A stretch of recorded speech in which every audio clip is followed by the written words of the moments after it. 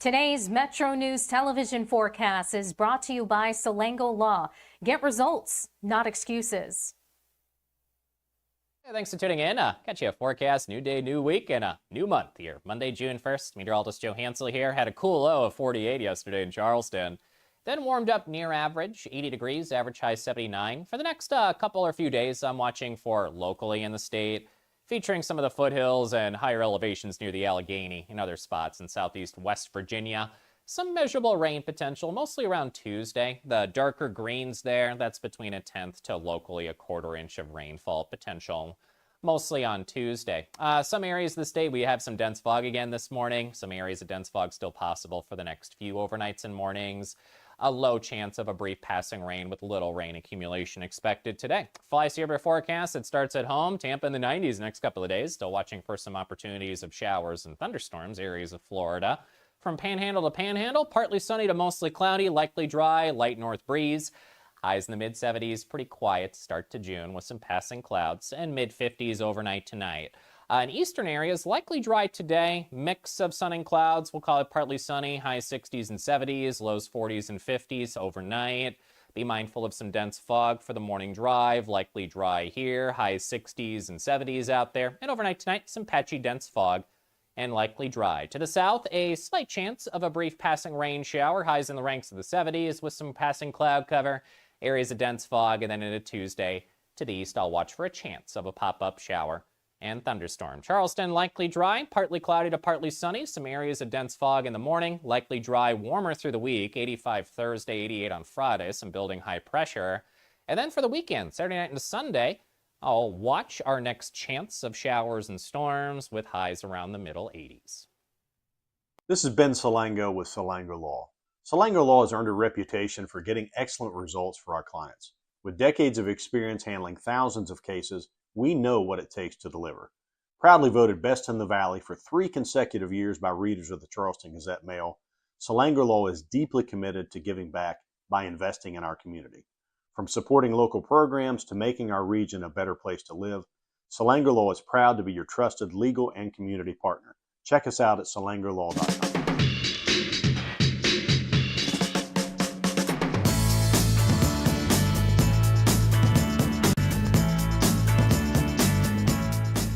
It's the 2 most exciting words in sports. Game 7, and we've got one in the Granville Regional. I'm going to die on that hill. It's MetroNews Talkline, and we are underway. Do not attempt to change the station. You are surrounded. We interrupt this program to bring you an emergency news bulletin. Repeat, this is an emergency bulletin. Keep your radio turned on. From the studios of WVRC Media and the MetroNews Radio and Television Network, the voice of West Virginia, comes the most powerful show in West Virginia. This is MetroNews Talkline with Dave Wilson and TJ Meadows. Check set lineup link. Activated Telos telephone. Switch network control from Charleston to Morgantown. Stand by. Cue Dave and TJ. You're on. MetroNews Talkline is presented by Encova Insurance, encircling you with coverage to protect what you care about most. Visit Encova.com to learn more. Good morning. Welcome into the Encova Insurance Studios. Dave Wilson of Morgantown. TJ Meadows back from vacation in Charleston. Gang's all here, ready for the week. Jake Link is our video producer. Sophia Wasick handles the audio side of things. We appreciate you listening in on one of our great radio affiliates across the state of West Virginia. Or if you are watching in on the Metro News TV app, Facebook Live, and YouTube Live, we appreciate it very much. Coming up this morning, you can give us a call at 800-765-TALK, 800-765-8255. Text the show at 304-TALK-304. Second hour, 11:06, WVU Athletics Director Wren Baker will join us. It's been a big year hosting NCAA regionals. Big game tonight. Could have an even bigger weekend next weekend. We'll talk to Wren about all of that. Brad Howe will talk about the weekend so far of baseball out in Granville. Also, a little bit later on this morning, Scott MacFarlane stops by with an update from D.C. We'll get an update on the revenue numbers as well from Revenue Secretary Eric Nelson. 304-TALK, 304 is the text line, 800-765-8255. That's the phone number. Back from vacation, relaxed and cool and ready to go. TJ Meadows. Morning, buddy. Good morning. The Granville Regional? Really? The Granville Regional? I'll die on that hill, buddy. How about that dinger last night? Oh, look, baseball is the greatest game ever invented. And for my money, it is the hardest game to play when played well. It's up there with golf. It's harder than golf. I'll die on that hill too, TJ. Those are the two hills I'm going to die on. Granville Regional and baseball is the toughest sport. But that last inning starts on a routine ground ball that's misplayed. And that changes the entire complexion of that inning. You balk in a run, give up a 2-run homer. Then you've got the kid from Bridgeport, Ben McDougal, pitches 5 stellar innings to get his team the win and save what pitching you have left for the Game 7 tonight. Love it. Love it. Entertaining. It was intense. It was exciting. It was a terribly played ball game in baseball terms, but it had everything you want there at the end for a great atmosphere last night. Well, look, don't tell me that baseball isn't entertaining anymore. It certainly is. And don't tell me there's not romance and fan passion about baseball. I mean, you saw that last night. So baseball alive and well. If only the Reds could do a little better, but that's a different story. Well, whatever there. Don't get me started. The Reds are a disaster. But last night but all weekend, man, it was great. You have fan excitement. For some reason, everybody was shirtless last night. I don't know why, but cool. That was fun. And look, I joke about the Granville Regional. Morgantown's been on display if you've watched the coverage the last 3-4 days. Mm-hmm. The announcers are talking about going to Stefano's and going to Oliverios and pepperoni rolls. And the region is being highlighted just like we said it would. So anyway, great weekend. It was exciting. I love baseball. I can't wait to watch this game tonight. And WVU has a chance to host a super regional, TJ. It's all there. UCLA got beat. The number 1 seed gets beat. You could host for a chance to go to Omaha. Can you tell I'm pumped up? Yeah, I can tell. I need to come up and watch a game. I haven't been up. I need to come up and watch a game, make that a priority. It's a beautiful. I've been traveling around, though. I'm tired after my vacation. I shouldn't be, but I am. Well, that's the thing about vacations, TJ, that I've never understood. Vacation, you're supposed to rest and take it easy and relax. And then when you get back, you want to take a vacation from your vacation. You want to go back to work so you can relax a little bit. My kids were on vacation. I was just paying the bill. That's all. You were chauffeur, right? Exactly. So, all right, well, TJ is back. Baseball, we're going to talk a lot about that. Brad Howe will join us later this hour. Wren Baker at 11:06. In the meantime, Brian Dayton, Executive Director, West Virginia Chamber of Commerce, published an op-ed last Friday, as a matter of fact, talking about the primary election. He says, every vote matters. We've all heard that phrase countless times, and the 2026 primary election proved it once again. 3 races for House of Delegates were decided by just 6 votes or less, and countless others by just a few dozen votes. This proves that you, the voter, taking the affirmative step to cast your ballot can impact the direction of our state. One entity, however, did not seem to remember that every voter matters, and that was the West Virginia Republican State Executive Committee. Joining us from the Encova Insurance Studios in Charleston, Executive Director, West Virginia Chamber of Commerce, Brian Dayton. Brian, good morning, and thanks for joining us. Dave, it's great to be with you. TJ, great to see you back in studio after vacation. I think I was on vacation the week before, and then you went off and went on vacation. So it's been a couple weeks since I've talked to you. Yeah, good to see you, buddy. Yeah, absolutely. It is. So go ahead, Dave. Sorry. Well, I was just going to set you up here, Brian, to get into your op-ed a little bit. So you make the assertion the West Virginia State Republican Executive Committee forgot about every voter matters. Please elaborate. So, Dave, we have about a quarter of the voters in West Virginia are independents or unaffiliated. And for 40 years, they've been welcome to cast a ballot in the Republican primary. And I think many of them have looked at that and said, hey, we helped build the Republican majorities, starting that building process back in the mid-2000s, ultimately culminating in the Republicans taking a legislative majority in 2014. And then they went to the polls in 2026 and were told, no, sorry, no longer welcome. And what we saw was really fascinating. Obviously, the Republican primary, they couldn't have a voice in. But we were looking at the judicial races because that was really a stunning result on Tuesday a few weeks ago when the judicial races came in. And so if you look at it, Gerald Titus had been appointed to the Supreme Court, but Judge Kirby was also running in that Division I race. And they were essentially kind of running as Republican-oriented justices. It's a nonpartisan race, but certainly were being endorsed by Republican groups. Same thing with Justice Ewing in Division II. Same thing with Judge Dan Greer in the Intermediate Appellate Court. And what was really interesting is Senator Shelley Moore Capito got just over 80,000 votes in the Republican primary. Remember, she got there strictly with Republican voters, no independents, no unaffiliated voters there. And those candidates, when you combine Titus and Kirby, and then you look at Ewing and Dan Greer, they all got within a few thousand votes of Senator Capito. But then you take a look at Judge Kirkpatrick, who, by all accounts, was a very good circuit judge when he served in Raleigh County. He and Judge Faircloth from the Eastern Panhandle in the Division I race took a look and said, hey, there are a lot of Democratic and independent voters out there right now that we have an opportunity to go get. Same thing with Bill Flanagan in the Division II seat. Same thing with Jim Douglas in the intermediate court race. When you take a look at them, they basically got all of the Democratic votes cast for U.S. Senate, which was 93,000, plus about another 20,000 votes on top of that.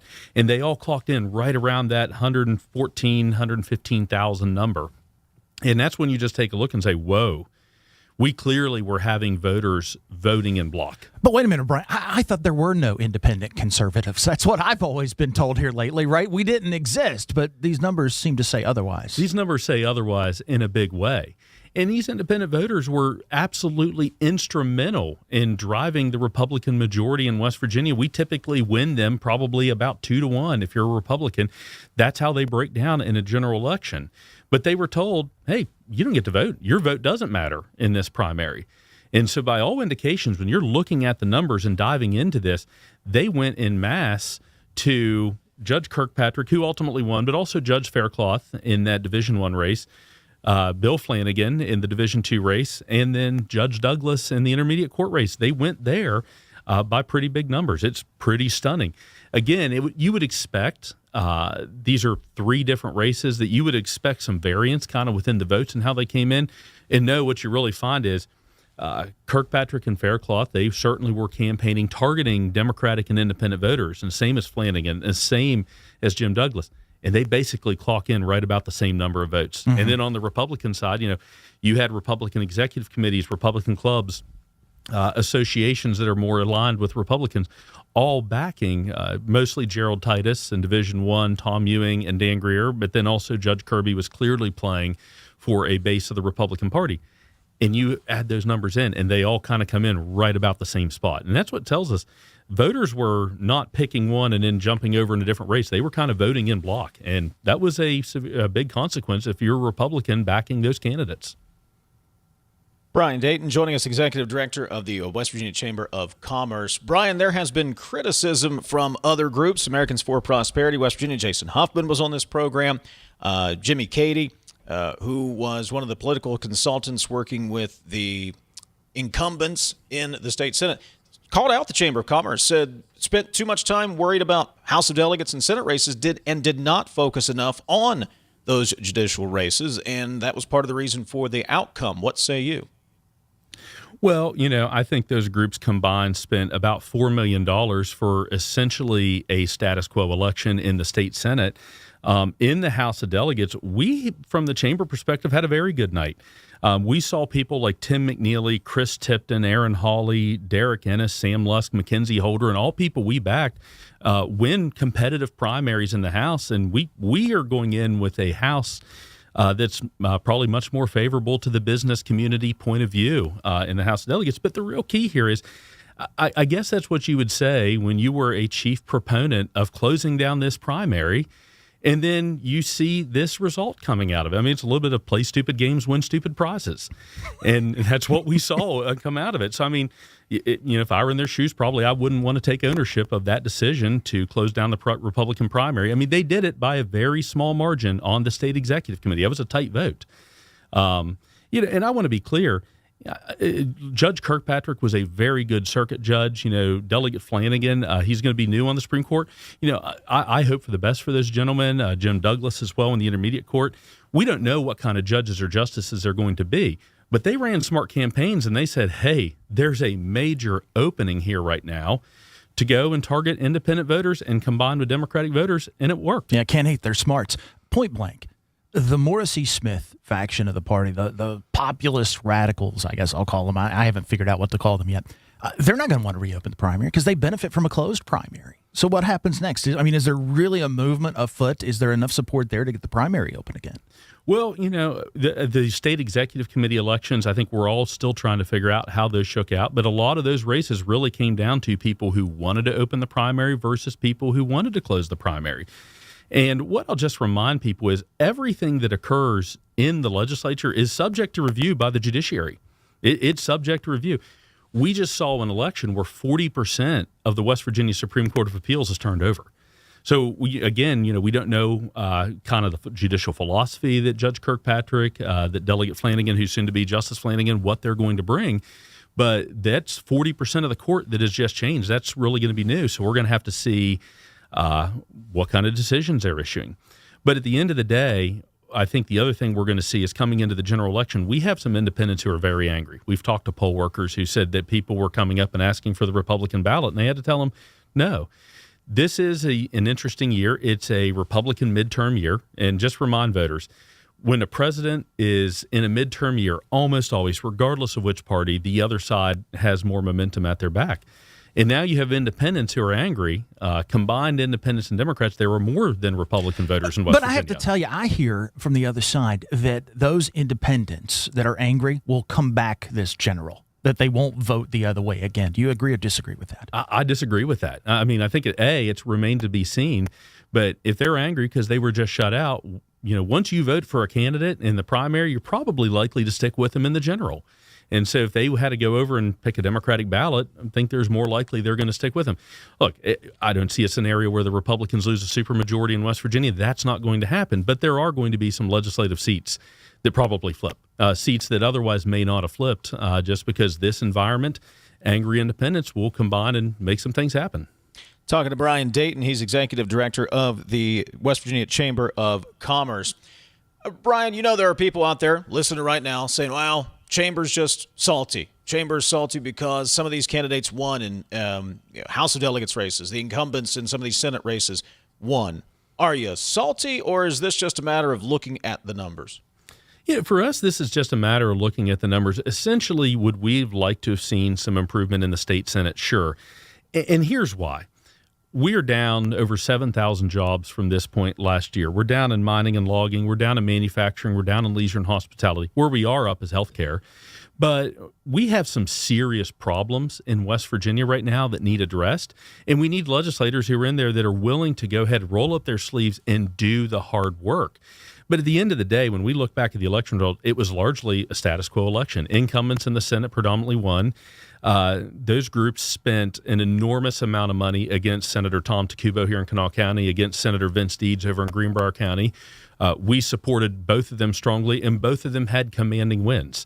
They poured a lot of money in, but again, it was about $4 million came in from outside interests for a status quo election. Nothing really changes till 28, right? That's what it comes down to. That's basically it. You basically are this kind of the same lines are still in the sand.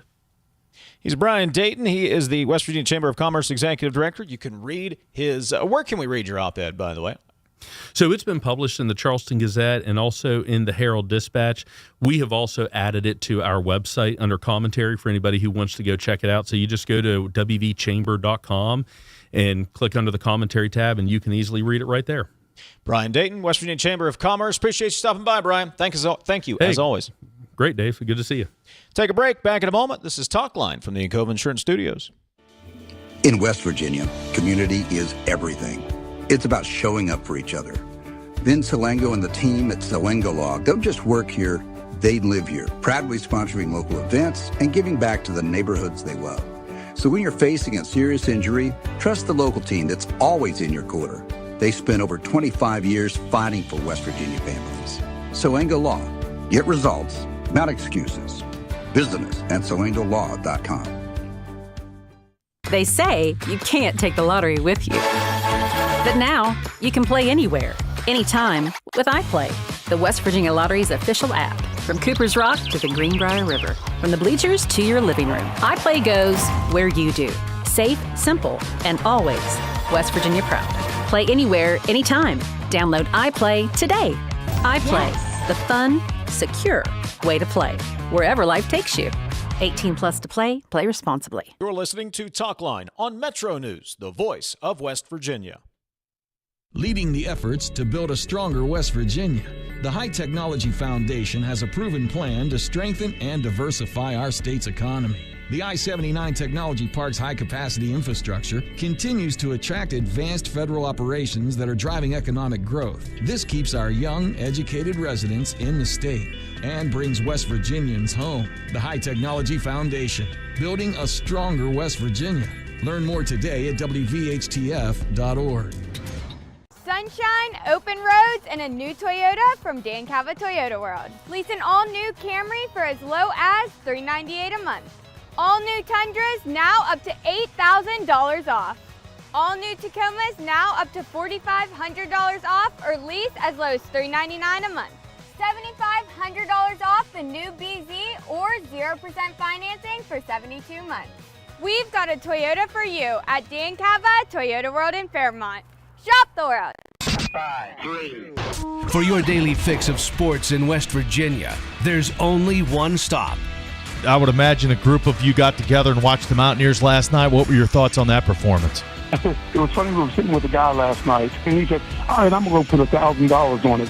Well, down the stretch of that ball game, he's looking at us like, are you kidding me?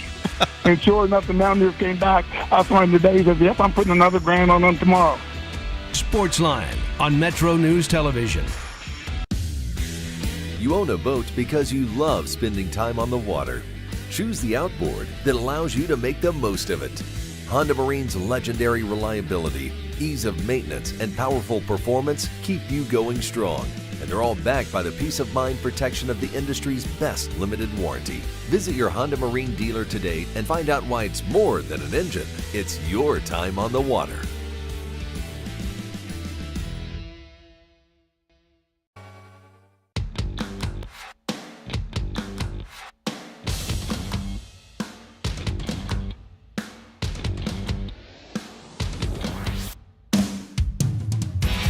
MetroNews Talkline is presented by Encova Insurance, encircling you with coverage to protect what you care about most. Visit Encova.com to learn more. Everyone's trying to make sense of all of these numbers, TJ. What to make of the primary election. We've talked to Greg Thomas. We've talked to Jason Huffman, AFP.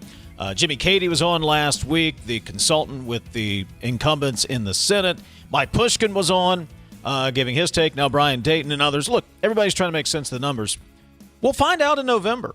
Because you and I have talked. I think there's maybe a half dozen seats in the Senate that are up for grabs. That's the first time in more than a decade. I think we can say that. And I think the Democrats most likely are going to make some significant gains. And if you're the guy who says he's in charge, then you've got to wear that and you've got to answer for that. We'll find out in November. Maybe we're wrong. Maybe the strategy plays out. But it doesn't seem to be trending that way. Here's what I know. Those who underestimate what it means to be independent, who believe that independents will come home to the Republican base in the general and vote Republican and wouldn't dare vote Democrat, I think you are seriously misunderstanding what it is to be an independent and the long-term mindset that these folks have. I think it's a gross misunderstanding. We'll see if I'm right. And I still contend everybody wants to know, what do voters want? What do voters want? What do they want?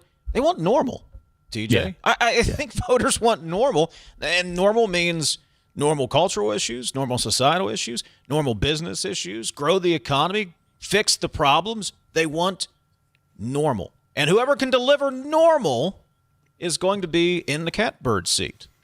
If you're a traditional Republican, what has this supermajority got you? What has it got you? Nothing. Not a thing that we didn't already have. It's got us less focus on economic development and business growth in this state, which is what we desperately need. Why would you not want to weaken that supermajority in hopes that the agenda would balance itself out a bit more? That's my question. And I think, the Reagan conservatives, what I say are really the old school traditional conservatives. I don't see how you're happy with this. I don't see how you voted for this. This isn't what you voted for, is it? Well, you voted against nuts, to put it bluntly. I mean, look, right. The Democrat Party, the mistake the Democrat Party made was embracing the far left. And this is the problem they're going to actually have, I think, in the national elections, embracing the far left. If you disassociate with that and act normal, same thing with Republicans, the more you gravitate right to that far right, the worse off you are. Act normal. Be normal. Don't act normal. Just be normal. Be normal. You know what the great thing about hitting rock bottom is? And I don't know that we're there. That's not what I'm saying. But once you hit rock bottom, you got nowhere to go but up. So whatever it's going to be, let it be. And then we can start to build back to what it means to be a traditional conservative, which is what I think most Republicans, most independent conservatives really want, rather than this far, far right radical agenda. Coming up, Scott MacFarlane, friend of the show, is going to join us from Washington, D.C. We'll get the latest on what's happening at the Capitol a little bit later on. Brad Howe will stop by. It was an incredible weekend so far at Kendrick Family Ballpark. One more on tap today. It's for all the marbles, at least for now. We'll talk to Brad coming up. Wren Baker at 11:06. 800-765-TALK, 800-765-8255. That's the phone number, 304-TALK-304. This is Talkline on Metro News. Metro News for 40 years has been the voice of West Virginia. It's 11:30. Let's get a news update. It's 10:30, actually. It's only 10:30. Let's get a news update from the Metro News Radio Network. Find out what's happening across the great state of West Virginia. Today's Metro News television forecast is brought to you by Selango Law. Get results, not excuses. Hey, thanks for tuning in. Got you a forecast, new day, new week, and a new month here. Monday, June 1st. Meteorologist Joe Hansel here. Had a cool low of 48 yesterday in Charleston. Then warmed up near average, 80 degrees, average high 79. For the next couple or few days, I'm watching for locally in the state, featuring some of the foothills and higher elevations near the Allegheny and other spots in southeast West Virginia. Some measurable rain potential, mostly around Tuesday. The darker greens there, that's between a 1/10 to locally a 1/4 inch of rainfall potential, mostly on Tuesday. Some areas of the state, we have some dense fog again this morning. Some areas of dense fog still possible for the next few overnights and mornings. A low chance of a brief passing rain with little rain accumulation expected today. Fly Sierra forecast, it starts at home. Tampa in the 90s next couple of days. Still watching for some opportunities of showers and thunderstorms, areas of Florida. From Panhandle to Panhandle, partly sunny to mostly cloudy, likely dry, light north breeze. Highs in the mid-70s, pretty quiet start to June with some passing clouds, and mid-50s overnight tonight. In eastern areas, likely dry today, mix of sun and clouds. We'll call it partly sunny, high 60s and 70s, lows 40s and 50s overnight. Be mindful of some dense fog for the morning drive, likely dry here, high 60s and 70s out there. And overnight tonight, some patchy dense fog and likely dry. To the south, a slight chance of a brief passing rain shower, highs in the ranks of the 70s with some passing cloud cover, areas of dense fog, and then into Tuesday to the east, I'll watch for a chance of a pop-up shower and thunderstorm. Charleston, likely dry, partly cloudy to partly sunny. Some areas of dense fog in the morning, likely dry, warmer through the week. 85 Thursday, 88 on Friday, some building high pressure. And then for the weekend, Saturday night into Sunday, I'll watch our next chance of showers and storms with highs around the middle 80s. This is Ben Selango with Selango Law. Selango Law has earned a reputation for getting excellent results for our clients. With decades of experience handling thousands of cases, we know what it takes to deliver. Proudly voted best in the Valley for 3 consecutive years by readers of the Charleston Gazette-Mail, Selango Law is deeply committed to giving back by investing in our community. From supporting local programs to making our region a better place to live, Selango Law is proud to be your trusted legal and community partner. Check us out at selangolaw.com. When you hired me, you were 29. You seemed like you were 50 when you were 29. You were running that thing like a 50-year-old man. All right, we got to go get some tape. Come on, get out of there. I think I've sort of always been 50, and I think I'm 50 now. Yeah, me too. That's me too. a great point. Join Tony Caridi, Brad Howe, and Hoppy Kercheval for 3 Guys Before the Game. Metro News Television. Available on mobile, Roku, Fire TV, smart TVs, and online at WVMetroNewsTV.com. Today's Metro News television forecast is brought to you by Select.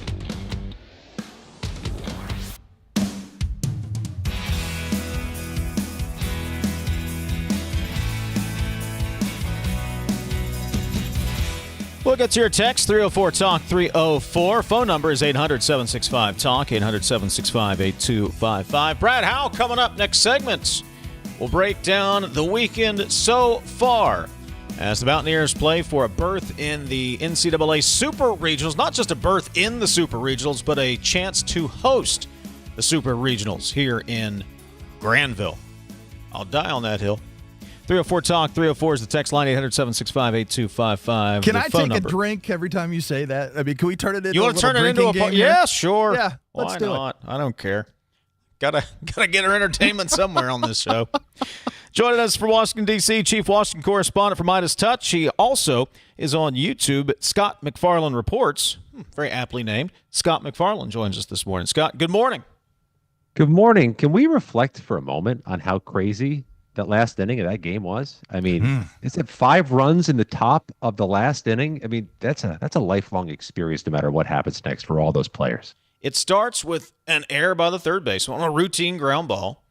That gets the inning going. You have the pitcher box in. That just shows you how much pressure was on that guy. Box in the game, tying a run, then the 2-run homer. Just baseball's the greatest sport, Scott. At some point, that game is so memorable, it may become the lasting memory of no matter what happens next. Like when you're 20 years beyond this, you're one of those players, one of those alums. Like that's the moment that sticks with you. Well, I love what Schoenfeld said. I'm blacked out right now. This is crazy. Yeah. Look at our fans. I mean, he was just in ecstasy. It was great. But, and I'll get into this with Brad in just a moment. But since we're here, if you win tonight, you host. Say they get all the way to Omaha, you go back. That's the moment. That's the moment where everything turns. Even if you are able to make it to Omaha, so and at home too. You know, in front of your crowd. Oh, it's a great atmosphere. Great atmosphere at the ballpark. We can talk baseball the whole segment. I'm fine with that, Scott. If you're good with it. But Brad Howe will be joining us coming up a couple of minutes from now. We'll dive deep into the weekend that was with baseball. All right, Scott, there's a deal, there's no deal. President Trump wants a stronger deal, so we've got all that floating around with Iran. Senator Capito is actually going to join us tomorrow, but has she weighed in on what's going on with that situation in the Middle East so far? Yes, and what she's going to tell you, I suspect, tomorrow is that she is concerned about the amount of munitions we do or don't have. I mean, there's been some expending of, U.S. equipment, munitions, and it does drain a supply that we need to replenish. That's one way of looking at this. The other way of looking at this is we're going to need to spend money increasingly, money that's not yet been set aside. So Congress is going to be asked, our local lawmakers are going to be asked to send maybe hundreds of millions, maybe billions of dollars to help this war effort that continually reminds us, Lucy, Charlie Brown, and the football. Like there's a deal, and then they pull the deal away. There's a deal, and then Charlie Brown keeps running up trying to kick the ball every Monday morning, thinking this thing's going to turn to a peace agreement. Never quite gets there. So I think one of the things we're going to press lawmakers here in Washington, and you'll have the opportunity tomorrow, is how close do you really think we are? Deal, because they keep saying it, they just don't deliver it. Scott, is a silver lining in all of this? You talk about the fact we're going to have to spend money, and I agree we have to keep this stockpile because we have very real enemies in the world. We don't know what's going to happen with China. Is one of the silver linings here that we start to talk more about fiscal reality in Washington and the fact there are things we have to do and money we have to spend and we have to tighten our belt elsewhere? Yeah, I think that's exactly right. It is raising awareness of we need to make better priorities with the money we have. Washington has a huge spending problem. Every member of the West Virginia congressional delegation, and I mean every member, has said as much. And there are going to be cutbacks on other things. I can tell you right now, my latest reporting over the weekend, gentlemen, is they're going to consider a 3 or 4% cut in federal agriculture spending. That means money for farms and farmers. Republicans run the show here. They think they're going to make cuts that actually end up helping farmers and cut out things that aren't necessary. But that's because we're having that conversation you just described. What do we need money for? What do we not? There is a reckoning coming, and this is not lost on voters. They don't want to see their money spent on nonsense. Talking to Scott MacFarlane. He's chief Washington correspondent at Meidas Touch. You can watch him on YouTube. Scott MacFarlane reports. Those ag cuts, can you give us an example of what kind of cuts they're thinking about, how that might impact the agriculture industry here in West Virginia? Senator Capito's this one to ask that tomorrow. Not to tell you what to do. She's an appropriator. She's in charge of the purse strings, which is why she's so well positioned here in Washington. They haven't figured out the answer to that question. This is my unsatisfying response. They're going to have hearings this week. This week, either in the House or the Senate, to talk about where they're going to make cuts there. But you cut ag programs at your own peril politically. My guess, it's just a forecast because it's Republicans who control the committees. They'll probably cut nutritional assistance programs that tend to go to bluer communities. So if you are a nutritional assistance recipient in one of West Virginia's larger cities or one of its more high poverty rural communities, you may get cuts in your benefits. But that tends to be a cut that more impacts, I'm sorry, for lack of a better phrase, blue cities and blue states. Scott, talk to us about the slush fund compared to what Republicans have to do on the Hill this week and the vote-a-rama. What's at stake? How will it play out? Like we said a few moments ago, people don't want their money spent on nonsense when they're groaning beneath the weight of food, fuel, fertilizer costs, and tough job markets.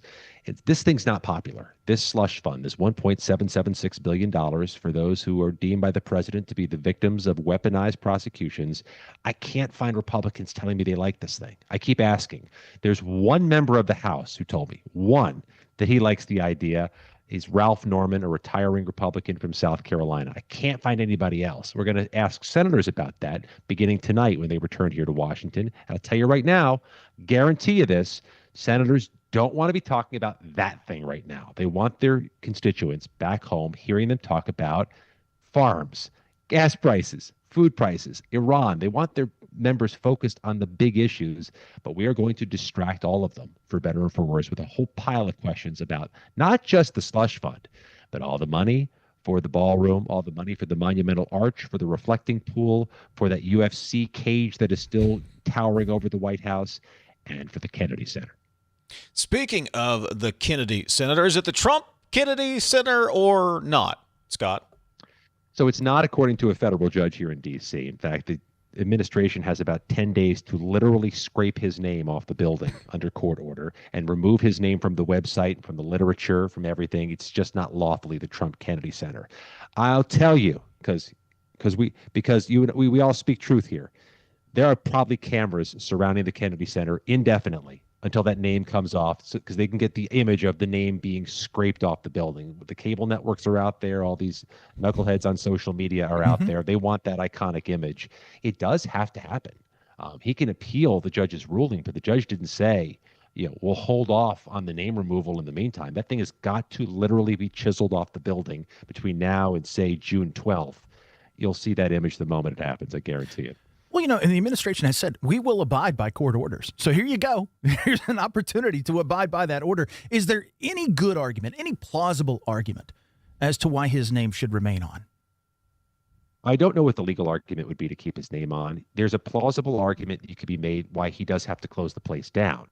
That's also been paused by the judge. That place was supposed to close for 2 years on July 4th by Trump's order, saying a whole massive reconstruction and remodeling is necessary. The judge hasn't fully closed the door on that. You could make the argument, you can't keep it open now. All the acts have canceled. You've laid off all the staff. The place has been gutted. How do you keep it open, and what would it be like? There's an argument there. But for the name, there isn't one. Congress must approve the name change, and they quite clearly did not, whether people like it or not. Scott, where can folks find your reporting these days? Thank you for asking. On Substack, if you've flirted with that platform, we do a daily enterprise rundown every morning at 7 a.m., stories you can't find anywhere else, including from West Virginia. And on YouTube twice a day. And let me be clear, gentlemen, my kids who are prime YouTube age now think YouTube is uncool because dad's on it. I understand, Scott. I showed my nephews that we were on YouTube, and my nephew looked at it and goes, I wouldn't watch that. So I totally understand. Anymore. Yep. Thank you, guys. Scott MacFarlane, Chief Washington Correspondent, Meidas Touch, and, of course, you can catch him on YouTube, Scott MacFarlane Reports. Coming up, Brad Howe will join us. We'll talk some baseball in a moment. For over 30 years, High Technology Foundation has been committed to building a stronger West Virginia. Our mission, economic diversification. By fostering innovation and supporting tech initiatives, we pave the way for a brighter future. From cutting-edge research to tech-driven solutions, we're transforming the landscape. Join us in creating opportunities and driving progress. Let's build a diverse economy together. Visit WVHTF.org. High Technology Foundation, shaping West Virginia's future. Communication is more than words. It's how we live and connect. At WVU Medicine Speech Therapy, our experts help children and adults improve speech, language, cognition, and swallowing. From stroke recovery to pediatric communication needs, we create personalized plans to help you move forward with confidence. Ask your provider for a referral. Visit wvumedicine.org/outpatient rehab or call 855-WVU-CARE. You're listening to Talkline on Metro News, the voice of West Virginia. What does it mean to lead in medicine? J.W. Ruby Memorial Hospital is the top hospital in West Virginia, nationally recognized for 3 programs in 18 procedures and conditions. But to us, leadership means being first in care, in lives saved, in lives restored. In medicine, we lead in the ways that truly matter. In 1914, the same year the first commercial flight soared and the Panama Canal opened, Greer Industries was born. Herbert and Agnes Greer began in Morgantown, West Virginia, striking the first pick into the limestone formation that would become the backbone of one of the state's great industrial legacies. From the roads we drive on, the buildings we build, and the communities we serve, Greer Industries has been delivering quality for decades. At Greer Industries, we've been improving lives for more than a century. Download Metro News Television on your iPhone or Android. Search Metro News Television in your app store. Create an account today to get alerts and watch all live and archived content. Download now. At Daniel's Men's Store, exceptional style begins with a curated selection and finishes with a flawless fit. When it's time to buy a suit, Daniel's is here to make sure yours is one of a kind. Discover tailored suits you'll only find in-store at Daniel's. Longer days, warmer drives, and better deals at Dan Cava GMC. Hit the road in one of our new luxury GMC Acadias. Take your pick from our massive selection. Now up to $5,500 off select new Acadias and 3.9% for 60 months. The great deals continue with our large selection of quality pre-owned vehicles. All this and more at Dan Cava GMC in Bridgeport. Shop the world.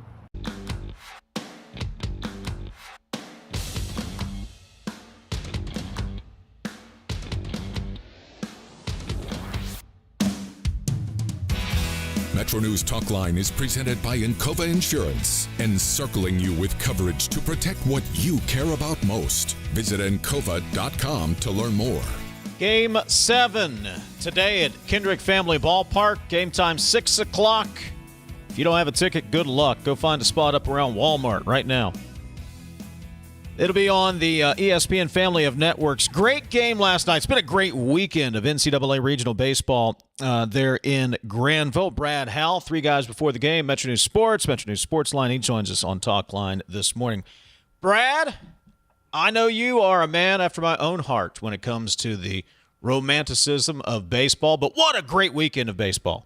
Well, you're exactly right. It was an unbelievable weekend. To go with the just perfect weather, I mean, you talk about what was one of the best visuals in all of college baseball this weekend, and one of the most talked about regionals was right here in Morgantown. And it led with that weather, mid-70s, not a cloud in the sky every day, and then just some wonderful baseball games. If you're just a college baseball fan, you were entertained all weekend. And obviously, if you're a West Virginia fan, those games yesterday specifically, that's as good a day of baseball as I can remember. That game last night, I'm sure I'm a prisoner of the moment here, Dave, but that's an all-timer. That's got to be a top 5 memory of in a stadium, the place going bananas, an improbable comeback, and advancing on to a do-or-die game today. Just a great weekend of baseball, as well said by you.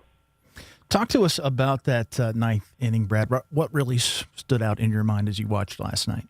I hate to use a Paul Schoenfeld line from afterwards, but I think I blacked out during it. It was just amazing. I mean, you're down 3 going into that, and you've seen that if you pay attention to this team all year. They have been so resilient. The ability to come back and keep clawing and all the cliche words you use, and they're there for a reason because this team has embodied this. But last night it just started. You get the first runner on, and it kind of came in a screwy way. They boot a ball, and then pretty soon that crowd is building and building and building. And you saw that take effect, and we talk all the time about the crowd and the advantages it gives you and why you want to play home games. And I thought that was on display this weekend. I thought late in that game in particular, the crowd was bananas, and it led to a bunch of Kentucky mistakes. So you need a lot to happen. You need Kentucky to screw some things up, which they did, and you need West Virginia's guys to come through in big moments, none bigger than the Schoenfeld blast to get you the lead. But it was just all that, the confluence of events of they were rattled, West Virginia was dialed in, and it was an awesome inning of baseball. I totally agree with you, Brad. And I would go as far as to say the balk that scores the game-tying run, I'm not going to say took pressure off of Schoenfeld, but now the game's tied. Now you can kind of take a deep breath and go, all right, he's got to throw me a strike, and then we know the ball ends up in the right field bullpen. It was just the way that inning built to that crescendo is something that, only happens in Hollywood sometimes, buddy. It's a great point, and you do so many baseball games too. I mean, you can go an entire season and not see balks, let alone a balk to put a run in place, let alone to give it to tie the game, let alone to tie the game in the 9th inning of a regional. I mean, the magnitude of that particular moment, and go back a little bit. Kentucky balked in 2 different runs to West Virginia over the course of the couple games they've played already. So you just don't see that, and that's one of those things. I give credit to the crowd for that. I mean, you could tell they were rattled at that point, and it was evidenced by that play. But I'm with you because it was a fever pitch at that point, and you're right. That allows Schoenfeld to sit there, wait on that pitch, and turn on one, and then it was just absolute pandemonium when that ball left the park. Kentucky pitching was not great last night. Meanwhile, Ben McDougal was a superstar. Talk about this scenario. Yeah, you're right, TJ. And that's what happens when you get to this point in the regionals, right? People are way deep in the pen. Kentucky was, West Virginia was, and it needed outstanding pitching performances yesterday. And we can come back and talk about Dawson Montesa against Wake Forest, because if Dawson Montesa doesn't come out and, to steal a hockey term that you usually use for goaltenders, stand on his head. If Montesa doesn't pitch a gem against Wake, we're not even having the conversation about Game 2, so we can come back to that. But you're right on McDougal. What a fantastic performance by him, and if West Virginia advances on to this super regional or maybe beyond that, you will always remember Ben McDougal's performance. Here's what's interesting, and somebody texted me this morning. He pitched the same number of innings over the last 2 days as he had all season. He had 5 2/3 innings coming in. He had 5 2/3 innings over the last couple of days. 5 of them last night, only gave up 3 hits. Unfortunately, 2 of them were 2-strike home run solo shots. He was outstanding to hold the line. When West Virginia needed somebody to come in and hold the line and give the bats time to get back in it, McDougal did it. That was an all-time performance by him in a must-have moment. But, Brad, this is baseball. This always happens in baseball. It's the guy that you don't expect, the guy that's thrown 5 innings all year, comes in and turns in the performance of a lifetime that gets you the one more day to play. That's why it's the greatest game that was invented, Brad. Well, you're right, and there's 9 guys out there, and you need them all to make plays. And again, the stars were on display. I mean, how about Gavin Kelly, the 2 blasts earlier in the weekend? Gavin just did what he did. Matthew Gravelin comes in, and after the lineup shake by Sabins yesterday to mix some things up, Gravelin comes in and catches both games of the doubleheader last night. Armani Guzman hits nearly 500 to this point in the regional, 5 stolen bases, created absolute havoc on the base pass. I mean, you could go down the list. Ty Hall at third base continues to be one of the best defensive third basemen I've seen come through this program. So we can just go down the list. I'm leaving guys off. They were fantastic. But you're right. You have to have guys step up and do things that you haven't seen. McDougal is right there. And even though Dawson Montesa has had his moments this season and you've seen him, for him to go 7+ the other day against a very, very good Wake Forest team that many people had picked to come out of this region nationally, and he comes in and he shuts down that home run hitting lineup and gives you a chance to even advance onto the Sunday night game, just remarkable. So the stars were doing it, the role players were doing it, and Dave, you said that exactly right. If you're going to advance on in these things, guys that you don't expect have to have big days. McDougal was that last night. Preview tonight. Who's on the hill? That's a great question. I think the optimistic part of the Mountaineer fan base will seize what Steve Saban said last night between two games, that Max Yale was out and threw a little bit, and some of that tenderness in the arm or shoulder area, that he might be able to go. That changes the perspective massively tonight. If that's the case and Max Yale takes the bump tonight and you're in a do-or-die game, and when we've gone through all the pitching, we just talked about that, how both teams have used so much pitching, Kentucky in particular. If West Virginia is able to come back with the Big 12 Pitcher of the Year tonight, in whatever capacity that is, that's a huge boost to that. And then other than that, I think pretty much everybody else is available tonight. You saw Chanson Cole, who had a big, tremendous performance in Game 1. He was up in the bullpen last night warming up in case McDougal needed help. So that would say to me Chanson Cole's available tonight as well. But to me, the story all day will be, what is Max Yale's availability tonight? Because that changes the perspective of that game tonight in a massive way if he can go. Brad, I've only got about 45 seconds here, but man, it is all out there for the Mountaineers right now. UCLA gets knocked off. You win. You're going to play at home for a chance to go to Omaha. You couldn't write a better story. It's all right there. Simply remarkable that has set up that way. And again, we can do that. We can speculate. We can look ahead, and certainly we're going to. If you're that team, just stay locked in. But you are right. Everything is right in front of you. That path is opened up. You've put yourself in a position to force this Game 7 tonight. Go get it. And Dave, we go get it. I'll be back on with you tomorrow. We can talk about hosting a Super Regional. Got to get through tonight first. But, yes, it is opened up. I am all in on the Granville Super Regional, Brad. I'm all in. Goodness. Well, listen, I told you Friday. You're the only one calling that, but it's working now, so keep calling it that. Call it whatever you want. It's working. Keep doing it. Thank you, Brad. Appreciate it, buddy. See you guys. Brad Howe, Metro News Sports, 3 guys before the game, Metro News Sports Line. Mountaineers, Wildcats, 6 o'clock tonight. Back to wrap up the first hour in a moment. Are you ready to reach the finish line of retirement? At the Stike team at Wealth Enhancement Group, we provide comprehensive guidance for retirement planning in West Virginia. With years of experience, we'll draft a plan tailored for your unique goals. Whether you're just starting or nearing retirement, we make the process as simple as possible, easy, and stress-free. Visit wealthenhancement.com/Stike to set up a complimentary consultation and get started on your plan today. Let's work toward your dream retirement together. We are there for you, to care for you at the health plan. We are here for you. For over 4 decades, we've been rooted deep inside West Virginia. Through thick and thin, supporting local families and businesses. Proudly serving your neighborhood since 1979. Your trusted partner in the community. The health plan, we are here for you. You're listening to Talkline on Metro News, the voice of West Virginia.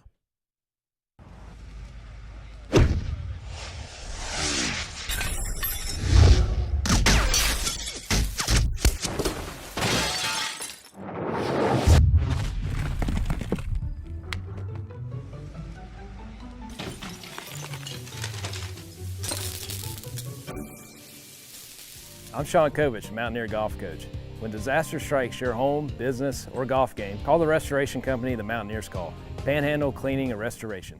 Leading the efforts to build a stronger West Virginia, the High Technology Foundation has a proven plan to strengthen and diversify our state's economy. The I-79 Technology Park's high-capacity infrastructure continues to attract advanced federal operations that are driving economic growth. This keeps our young, educated residents in the state and brings West Virginians home. The High Technology Foundation, building a stronger West Virginia. Learn more today at WVHTF.org. What does it mean to lead in medicine? J.W. Ruby Memorial Hospital is the top hospital in West Virginia, nationally recognized for 3 programs in 18 procedures and conditions. But to us, leadership means being first in care, in lives saved, in lives restored. In medicine, we lead in the ways that truly matter. You own a boat because you love spending time on the water. Choose the outboard that allows you to make the most of it. Honda Marine's legendary reliability, ease of maintenance, and powerful performance keep you going strong.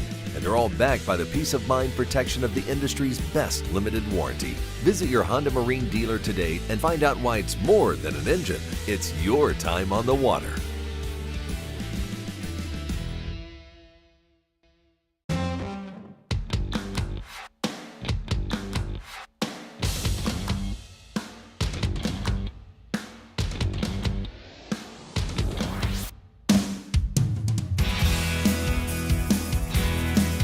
Couple of texts, 304 Talk 304. Gotta say, Kentucky pitcher Alderman's mother was getting on my last nerve last night. Am I the only one? No, actually, you were not. I don't know why the cameras kept cutting to her pitch after pitch after pitch for 3 innings. Because she was being annoying. I felt bad for the people sitting around her, as a matter of fact. But, whatever. I'm not the director. That's good TV. It was something. Well, it was good TV. 304 Talk 304. It's D1 like I remember when lower-level teams have a chance to play significant games. It's the new March Madness, says the texter. Go Big Blue. Finished tonight what should have been finished last night. It's somebody that lives in Ashland that listens to us as a spillover. The Kentucky-West Virginia scores were inversed, 11-9 Saturday for Kentucky, 11-9 Sunday for WVU. All right, hour number 2 coming up. We'll talk to the athletics director for West Virginia University, Wren Baker, going to join us in 6 minutes. This is Talkline on Metro News, the voice of West Virginia.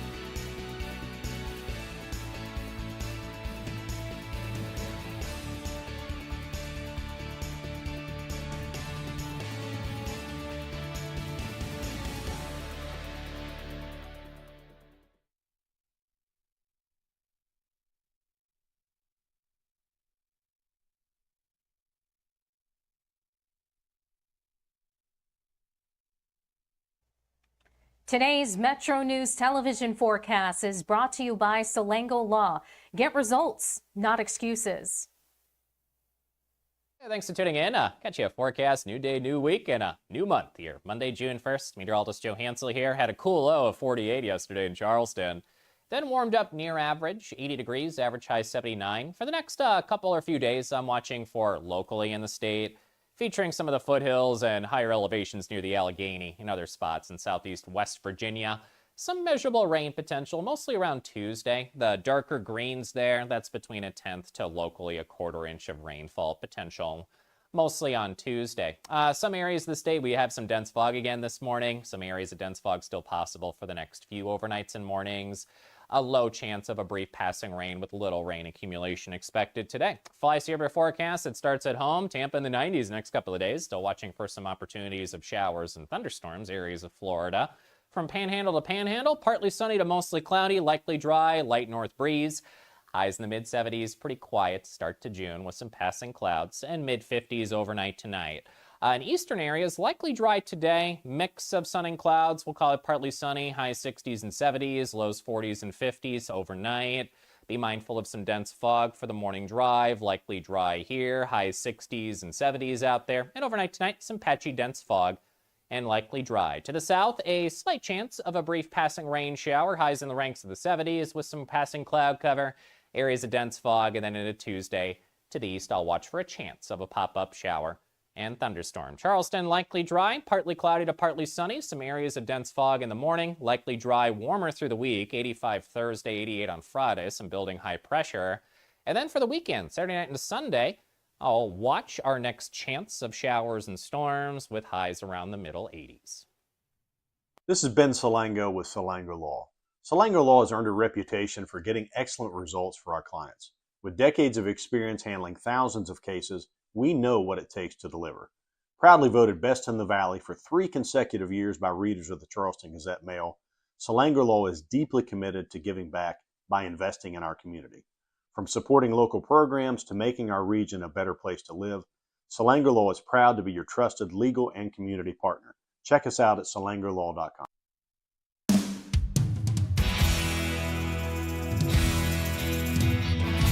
MetroNews Talkline is presented by Encova Insurance, encircling you with coverage to protect what you care about most. Visit Encova.com to learn more. Good morning, second hour of Metro News Talkline from the Encova Insurance Studios. Dave in Morgantown. TJ is in Charleston. Jake Link runs the video stream, and Sophia Wasik handles the audio side of things. We appreciate you listening in on our great radio affiliates across the state of West Virginia. You can be part of the show by dialing on your touch-tone keypad. 800-765-TALK, 800-765-8255. Give us a text at 304-TALK-304. Coming up, bottom of the hour, we will talk to John Walls, West Virginia Wesleyan College. We have the 15 finalists for the West Virginia Scholar Program. The winner will be announced June 17th. Receiving a full ride to West Virginia Wesleyan College. We'll talk to John Walls, bottom of the hour, and Eric Nelson will stop by. State Revenue Secretary will get an update on May revenue numbers. Say good morning once again. TJ Meadows in Charleston. TJ, good morning. Good morning. Good to be back from vacation. You know, when you love what you do, it's so easy to come back from vacation. And I have not always loved what I have done. And it's a nice, season, I guess, to be able to say that and be able to do that. It's my thought for the day. Deep Thoughts with TJ Meadows. Join us tomorrow at 11:06. Jackpots are growing in West Virginia. Jackpots are on the rise every week. Powerball hits Mondays, Wednesdays, and Saturdays. Mega Millions lights up Tuesdays and Fridays. That's 5 chances a week to get in on life-changing jackpots. Play in store and online. 18 plus to play. Please play responsibly. Powerball jackpots, $180 million. Mega Millions jackpot is $346 million. So go ahead, play today. The regional championship, regional title game tonight, Game 7, all the marbles, however you want to describe it. West Virginia and Kentucky, 6 o'clock first pitch at Kendrick Family Ballpark. WVU Athletics Director Wren Baker joins us on Metro News Talkline this morning. Wren, are you able to describe the atmosphere in the stadium last night when Schoenfeld was at the plate? It was bananas, gentlemen, and thanks for having me on, Dave and TJ.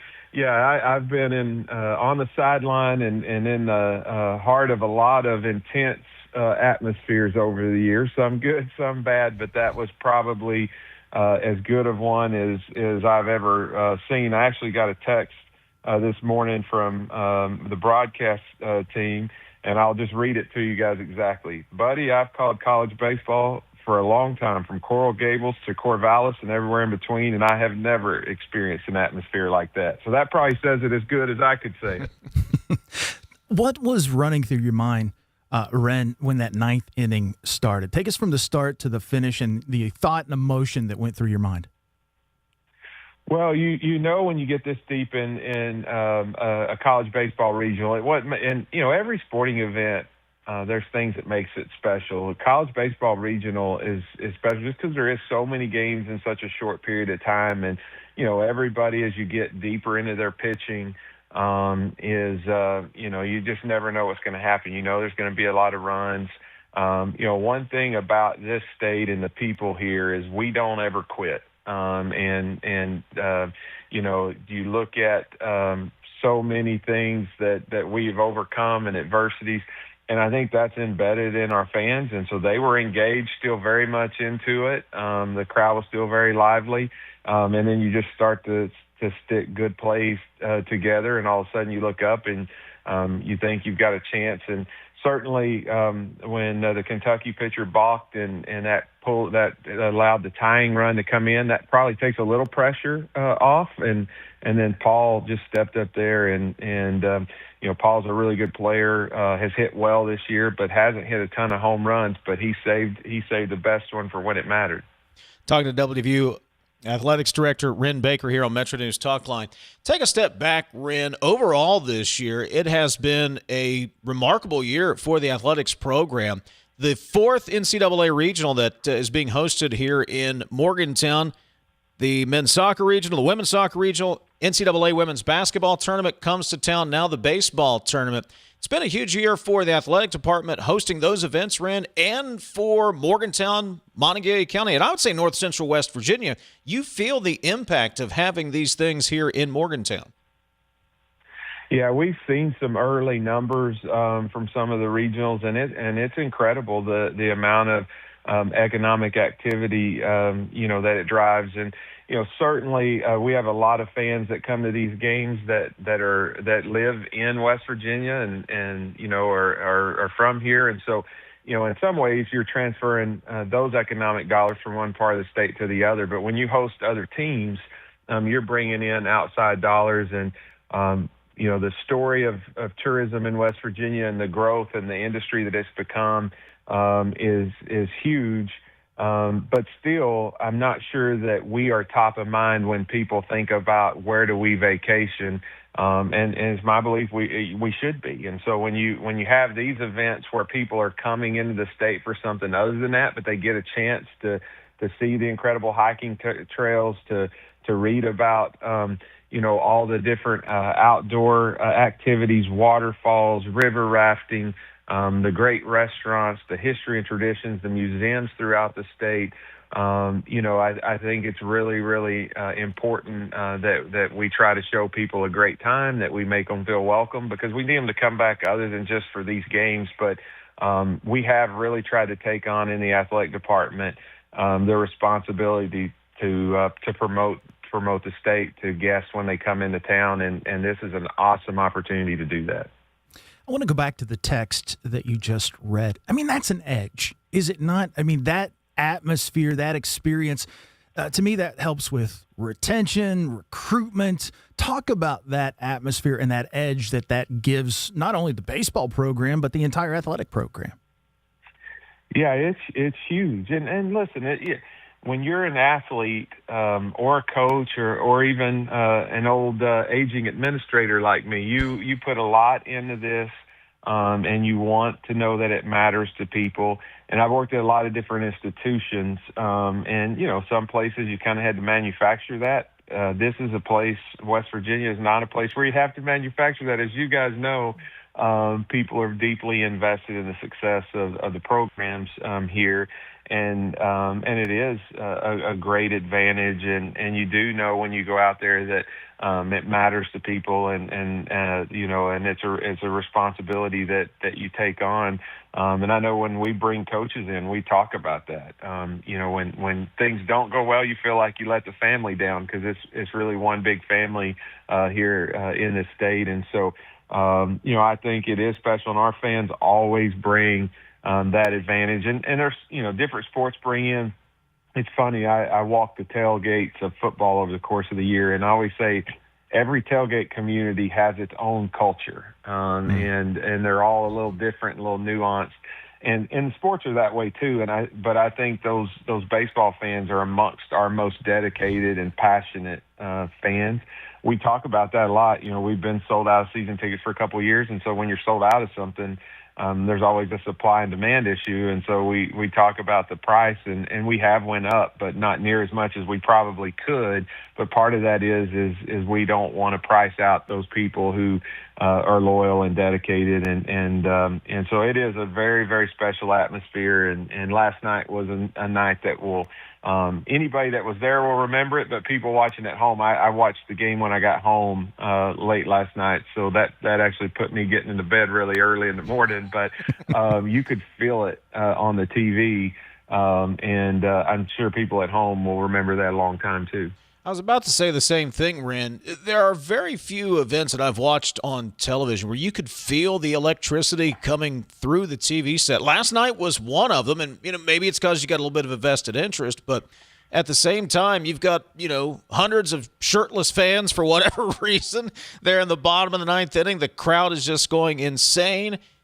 You could feel that and you could feel it build right after the air, then the balk. You could feel that building in that ninth inning, and I would expect the crowd to be just as excited, and what'd you call them, bananas? Be just as bananas tonight. Because look, Wren, it's right there. The path is right there. We could be talking about hosting a super regional this time tomorrow. Yeah, so things have set up nicely, but the most important thing is that we show up tonight and do our best to cheer these guys on, root these guys on. But I will say this. I'm not saying I was close, but I was as close as I has ever been to ripping my shirt off and going crazy last night. That would not have been a good representation of our athletic department. So, yeah, it was. The energy level was off the charts. If there was something, I actually told a couple of the players when we were walking off the field, if you could bottle that up and sell it, there would be no drug addiction in America, because you could just get the euphoria from that, and that's all that you would ever need. It's one of the greatest feelings in the world, and no matter how many big moments that you get, I've been on the sidelines for Final Fours, conference championship games, the women's basketball regional, you get chills every time, and no matter how many times you experience those, it's the same thing every time. Kind of a crazy question, but I'll ask it. Who's throwing out the first pitch tonight? You got Benson warming up his arm, or who's going to do that honor tonight? That's a great question. Because it's an NCAA event, they don't really like to let you homer those things, and so we haven't had anybody throwing out first pitches at these. They did. Every sport has its own nuanced rules. So we asked about playing country roads after the women's regional games, and we were told we could not. Although our fans acapellaed it pretty nicely, but they've allowed us to on this one. So you probably have seen some of the videos, and I think they even caught part of it on the TV broadcast last night. It was great. We've been able to sing country roads, but no distinguished people throwing out first pitch, but the governor was at our first game, and I've been told he may be there tonight, and several other state legislators and politicians, and so I do think it's the biggest show in town. So hopefully we can try to win this one tonight, and maybe get a chance to do this again. I'm just saying, Wilson used to catch, and I got a pretty decent arm. So if you're looking for two guys, keep us in mind. Well, if you show up and it's very decent, you may end up getting to do more than throw out the first pitch. I've got what is it, 5 years of eligibility? Their pitching. I'll work on my doctorate. Right. Yeah. Hey, I guarantee you it pays better now than it did when you were using any eligibility earlier in life. So, amen. Hey, will you please make sure the guys from the Worldwide Leader get some pepperoni rolls? They've talked about it all week. I think Bill Nevin actually sent over a few pepperoni rolls yesterday, but they've been talking about them all weekend, Wren. I went in. I didn't go and see them for the second game yesterday, but I went in and chatted with them a little bit, and I'll make sure that they do not leave town without getting pepperoni rolls. But I did tell them, I said, listen, eat all the Italian food you can get while you're here. There's lots of great restaurants, but the Italian food here is as good as you'll ever get. And I explained to them about the Italian immigrants that come in and work coal mines and how that's where the pepperoni rolls started, was those guys taking those into the mines. And so we had a little chat about it, and so I'll try and make sure that they've got a good sampling. WVU Athletics Director Wren Baker. Hey, we appreciate you taking a few minutes with us today. Looking forward to the Game 7 tonight, and hopefully continuing on into the Super Regionals next weekend. Appreciate it, Wren. Hey, thanks for having me on, guys. Wren Baker, WVU Athletics Director. Again, first pitch scheduled for around 6 o'clock tonight. Kendrick Family Ballpark on the ESPN family of networks. Coming up, we'll get to some text, 304-TALK 304, and we'll introduce you to the finalist for the West Virginia Scholar Program. That comes up bottom of the hour. This is Talkline from the Encova Insurance Studios.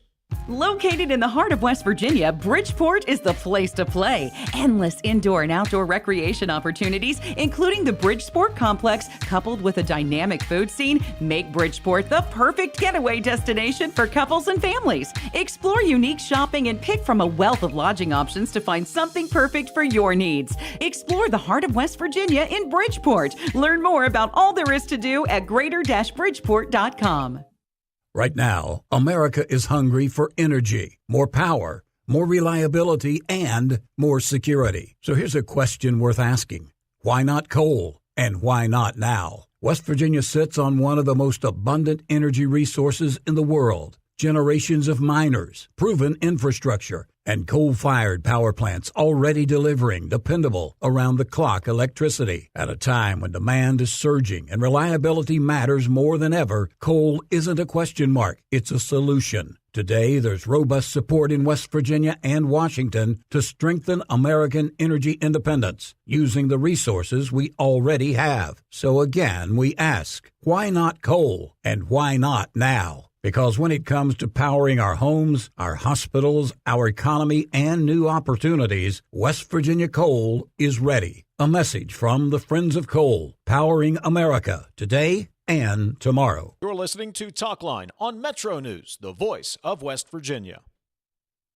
Leading the efforts to build a stronger West Virginia, the High Technology Foundation has a proven plan to strengthen and diversify our state's economy. The I-79 Technology Park's high-capacity infrastructure continues to attract advanced federal operations that are driving economic growth. This keeps our young, educated residents in the state and brings West Virginians home. The High Technology Foundation, building a stronger West Virginia.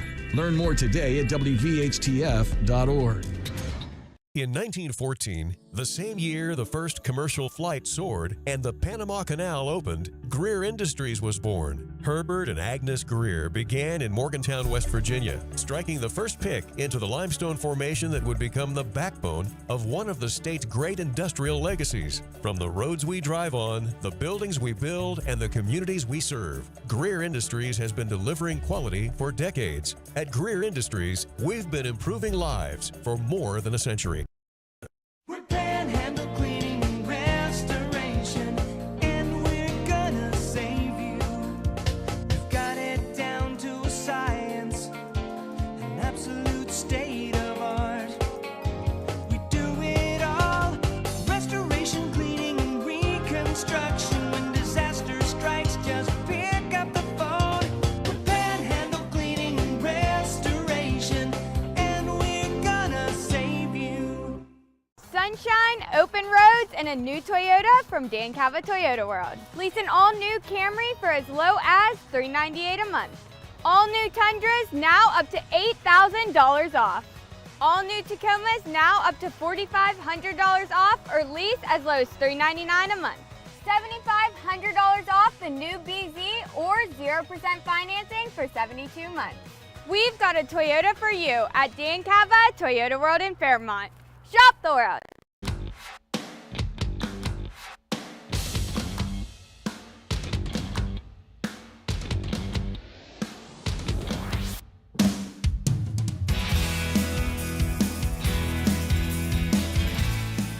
Text line is 304-TALK-304. The phone number is 800-765-TALK, 800-765-8255. Fair warning, it's a pretty tight program today, but we can try to squeeze you on. CityNet is West Virginia's local internet provider. High-speed, reliable fiber internet is probably right at your front door. Now is the perfect time to connect. CityNet's making investment a reality. More rural communities now have access to true high-speed internet, free equipment, free installation, no contract. Fast, reliable fiber internet built for everyday life. When it's high-speed internet you need, citynet.net connects, protects, and perfects. 304-TALK-304, a couple of texts here. Let me add to the food for the analyst. We need someone to fly up Spring Hill pastry hot dogs for this national TV crew. TJ, take care of that. Just hop in the Hop Chop 1, as we call it, and fly those up here. You've had them. They're good. Yeah. Oh, they'll give you diabetes. They're great.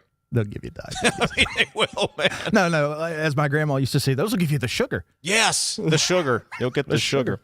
I'll tell you, I won't belabor the point, but it has been, if you've watched the broadcast and listened to the two doing play-by-play, I think Tom Hart's doing play-by-play, these guys have talked about local restaurants, Oliverios, Stefano's. They've talked about the pepperoni roll. I mean, they've been Morgantown, Granville, Montague County, North Central West Virginia, on the map here and a national stage. This is everything you could ask for with this type of exposure.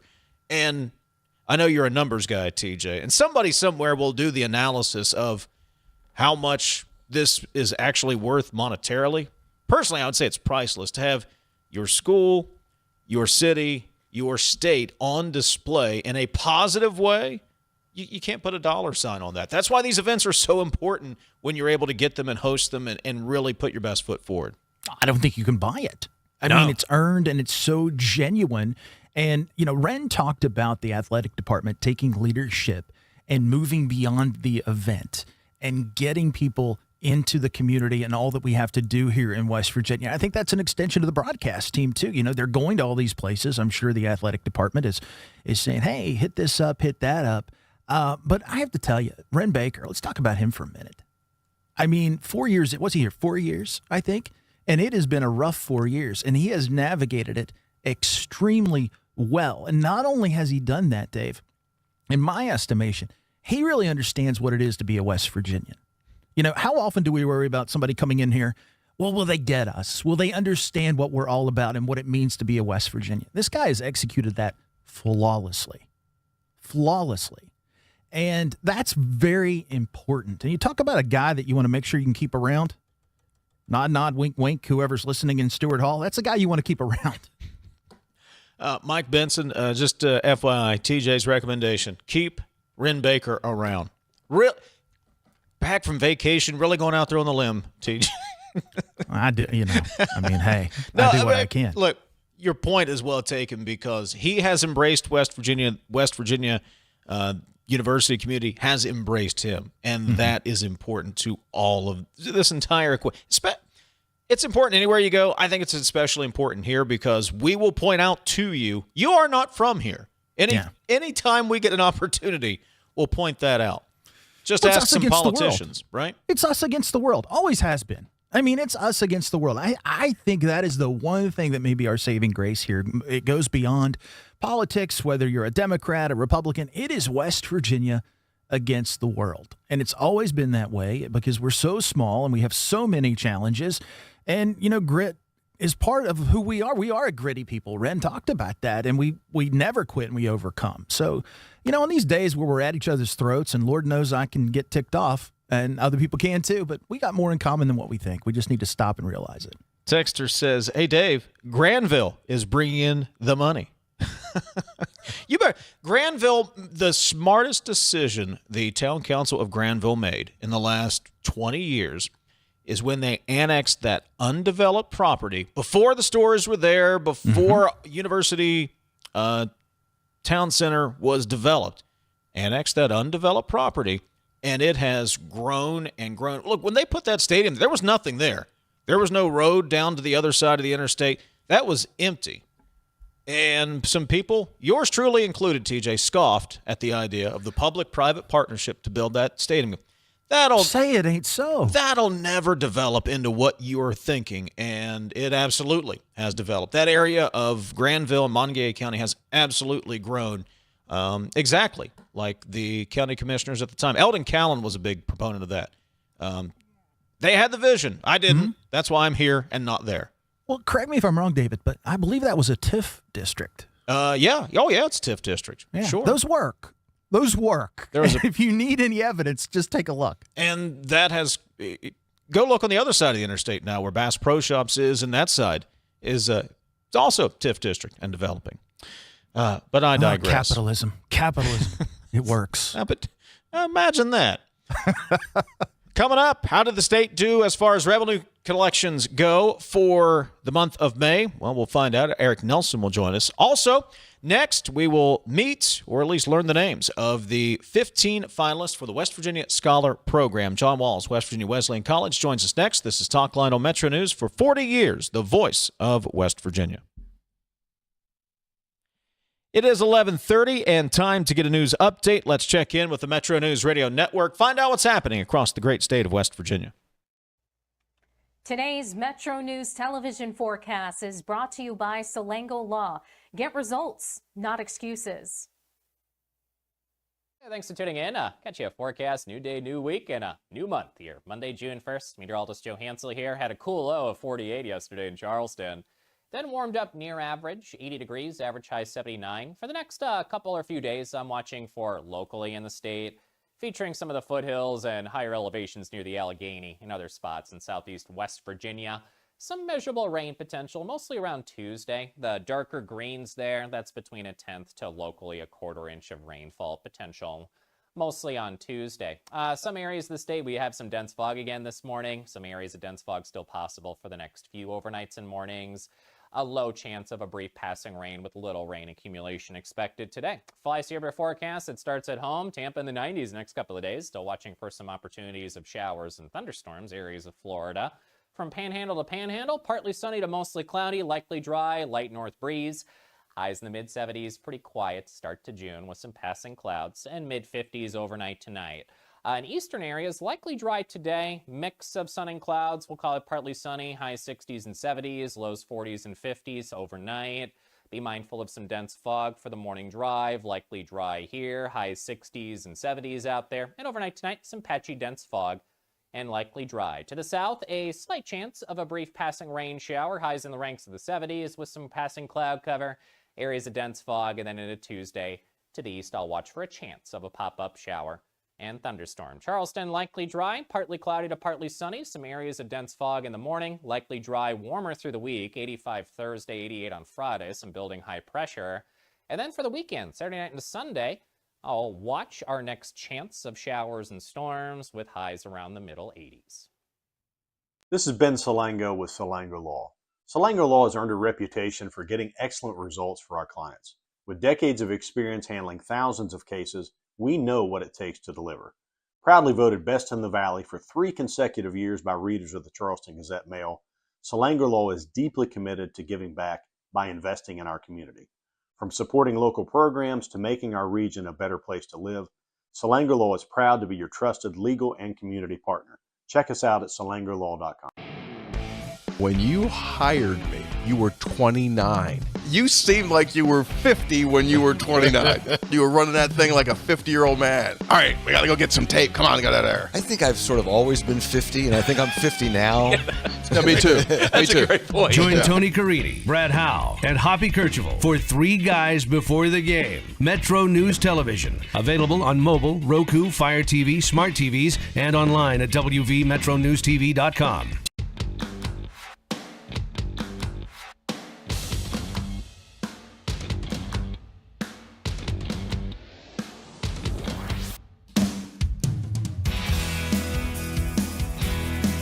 State Revenue Secretary Eric Nelson will join us about 10 minutes from now. You may remember we reminded you for several months about the West Virginia Scholar Program. Told you to get your applications in, get ready, and now 15 juniors across the state of West Virginia have been selected as finalists for the West Virginia Scholar Program. The winner receives a full scholarship to West Virginia Wesleyan College. The winner will be announced during a luncheon down in Buchanan on June 17th. As a matter of fact, we will be broadcasting Talkline live from West Virginia Wesleyan College on the 17th prior to that announcement. Joining us from West Virginia Wesleyan this morning, Vice President for Enrollment and Marketing, John Waltz. John, good morning. Good to talk to you again. Very good morning. It's great to talk to you and great to celebrate these finalists. It is always a fun time of year. Now comes the hard part for the folks who have to sit in on these interviews and make some of these decisions. But, John, if you will, do you want to go ahead and announce the 15 finalists for the West Virginia Scholar Program? Happy to do that. I want to congratulate everyone that applied for the scholarship. This was the most applications we've had, we believe, in at least 10 years for the program. And the average GPA of the applicants to the program was a 3.84, and the average GPA of these finalists was a 3.99. So really an impressive group of students. And I'll start by reading their names in alphabetical order.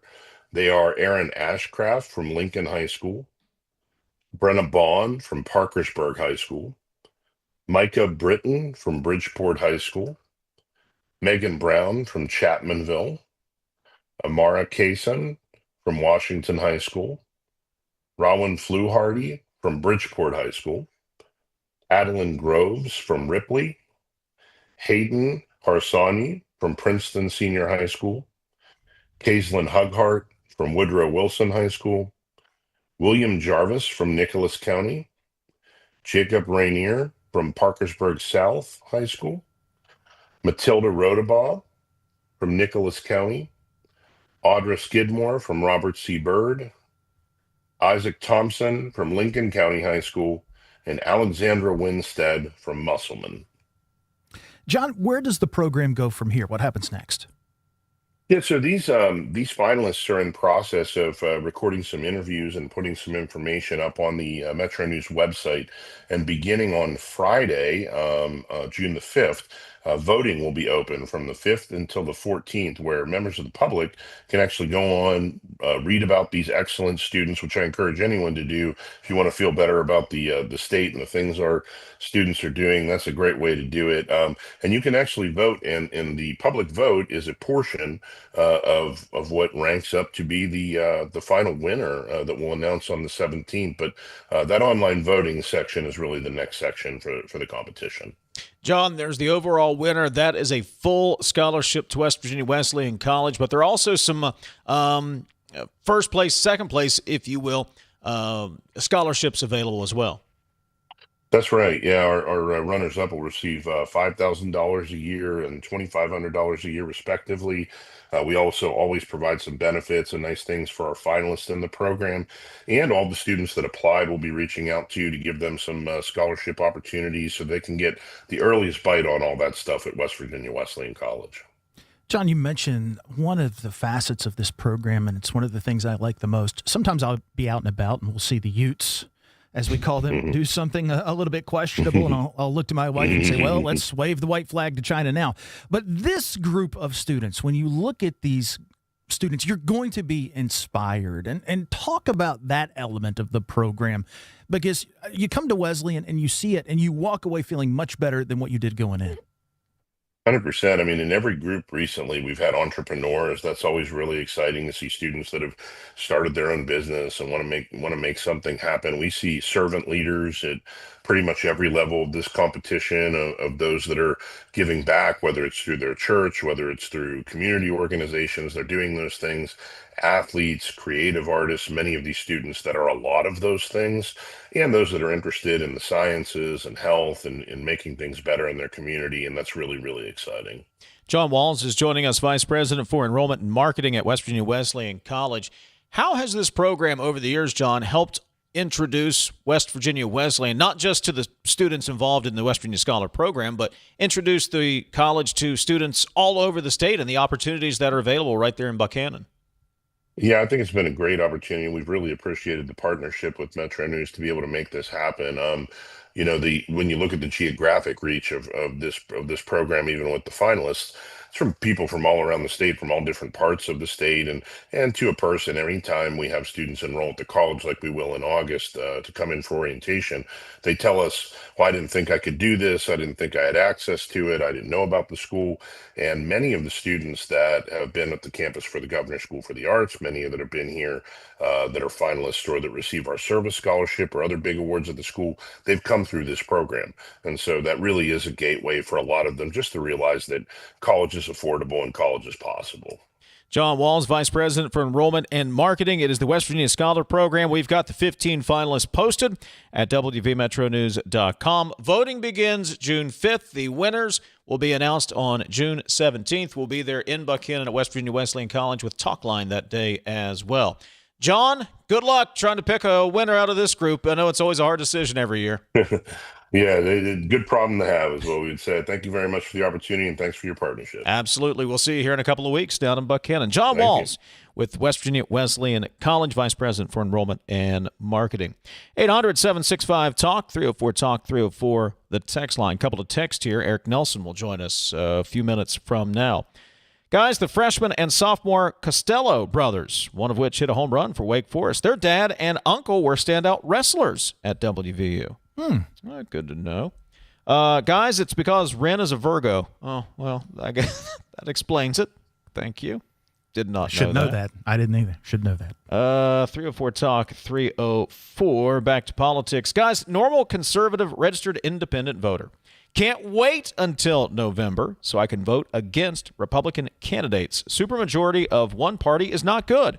By the way, TJ, the meats you smoked this past weekend made my mouth water. LOL. Saw the pics on Facebook. Now I'm craving barbecue. What were you smoking? So I had 3 different things on the smoker. I had a nice size tri-tip that I put together and had on there. I had a flank steak, and I also had a pork loin that had bacon crumbles all over it and smoked that yesterday. It was quite good. Did some red potatoes with it, David, some corn on the cob, and my kids devoured it. Flank steak, underrated cut of meat. It really is. And picked one up. It was a nice size one and kind of had chopped it all up. I'll get some pictures out there. I'll send to you. But it did. Pictures? I was very pleased. I want samples. Pictures. I tell you what. I will have to smoke something because I think you're going to be in this neck of the woods in a week or two, as we've talked about programming notes. So I'll have to put something together and see what I can do. All right. You and the boys in the press box. How about that? Hey, look, guys in the press box will never turn down something to eat. That is a rule of thumb. By the way, speaking of something to eat, they did get pepperoni rolls to the booth last night for the ESPN guys, and I think it was Tom Hart, the play-by-play guy, mentioned something about wanting marinara sauce for his pepperoni roll. Internet lit him up. Let him have it, huh? No. You don't understand. That is illegal. And in fact, we've got a state law against that. Did he weigh in on stick pepperoni versus sliced pepperoni? Because that's always a big one, too. He did not, but I'm sure in the last 24 hours he's been educated on that, I would say at this point. Okay. 304-TALK, 304, the text line, 800-765-8255, the phone number. Eric Nelson, State Revenue Secretary, will join us next. How did we do in the month of May? We'll find out next. This is Talkline from the Encova Insurance Studios. Picture a community where every space tells a story. Those are the communities we're designing at ZMM Architects and Engineers. With a blend of creativity and technical expertise, we design spaces that inspire, innovate, and ignite change. From cutting-edge educational facilities to community-centric gathering spaces, we're committed to improving lives through design. Let us help you shape a brighter future for generations to come. Because at ZMM, it's more than architecture. It's about building your legacy. They say you can't take the lottery with you. But now, you can play anywhere, anytime with iPlay, the West Virginia Lottery's official app. From Cooper's Rock to the Greenbrier River, from the bleachers to your living room, iPlay goes where you do. Safe, simple, and always West Virginia proud. Play anywhere, anytime. Download iPlay today. iPlay, the fun, secure way to play, wherever life takes you. 18 plus to play. Play responsibly. You're listening to Talkline on Metro News, the voice of West Virginia. In 1914, the same year the first commercial flight soared and the Panama Canal opened, Greer Industries was born. Herbert and Agnes Greer began in Morgantown, West Virginia, striking the first pick into the limestone formation that would become the backbone of one of the state's great industrial legacies. From the roads we drive on, the buildings we build, and the communities we serve, Greer Industries has been delivering quality for decades. At Greer Industries, we've been improving lives for more than a century. What does it mean to lead in medicine? J.W. Ruby Memorial Hospital is the top hospital in West Virginia, nationally recognized for 3 programs in 18 procedures and conditions. But to us, leadership means being first in care, in lives saved, in lives restored. In medicine, we lead in the ways that truly matter. Stay ahead of West Virginia weather with Metro News Television. Now bringing you a new way to stay informed across the Mountain State. Get updates daily at 9, noon, and 4. From headlines and precipitation to severe weather threats and highs and lows. See conditions from panhandle to panhandle and check travel with the Fly CRW forecast. Our meteorologists are on your screens and on Talkline, Midday, Hotline, and Sportsline, keeping you up to date. Metro News Television weather. Accurate, local, and always on. The best selection of WVU apparel is at Daniel's Men's Store. Exclusive designs you won't find anywhere else. Stylish, sophisticated, and unmistakably mountaineer. Shop in store or online at danielsofmorgantown.com. You own a boat because you love spending time on the water. Choose the outboard that allows you to make the most of it. Honda Marine's legendary reliability, ease of maintenance, and powerful performance keep you going strong.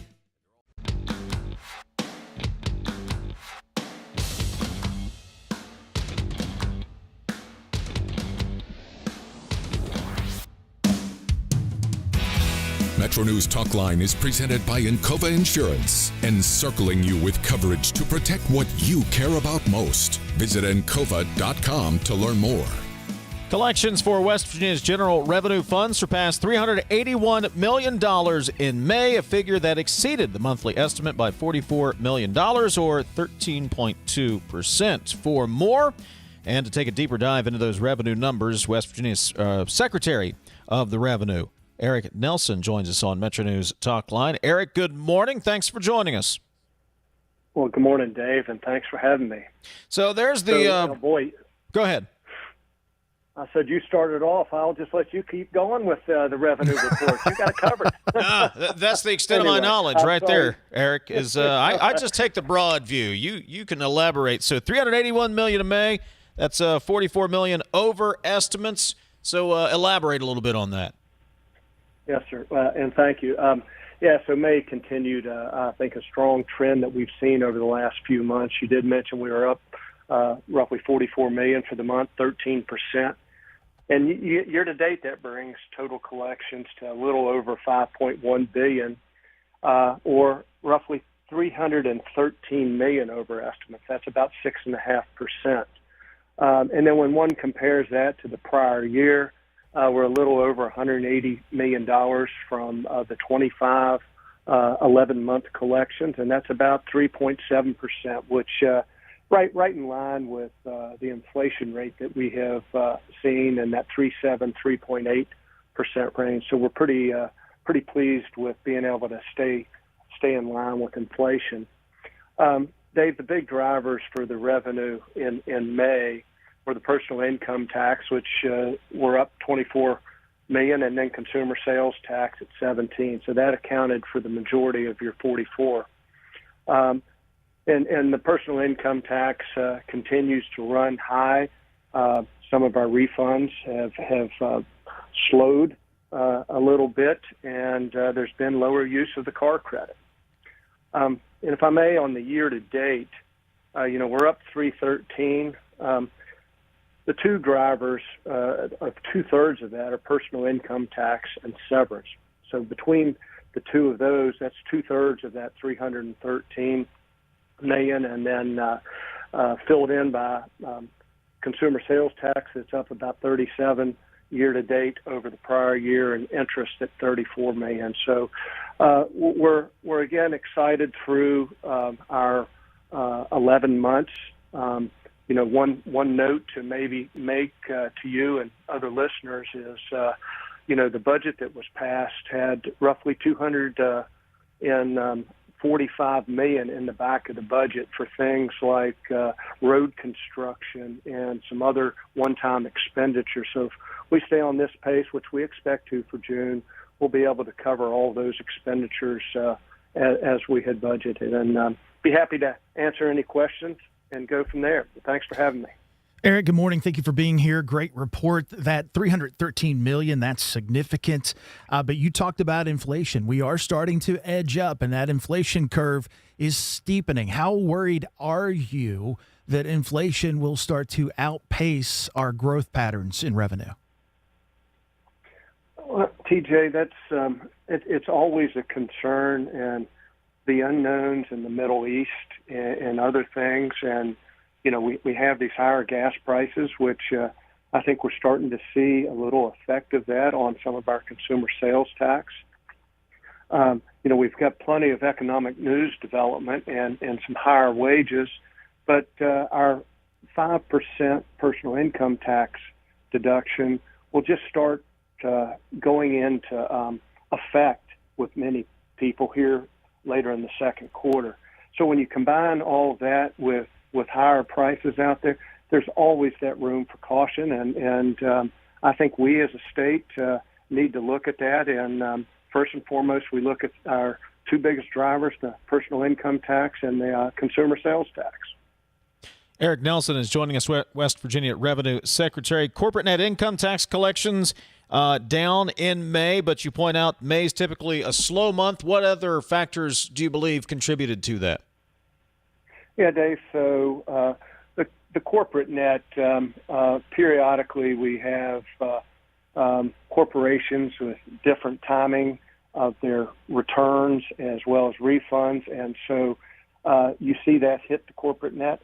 But when one looks at the corporate net, that's less than 5% of our total general revenue budget.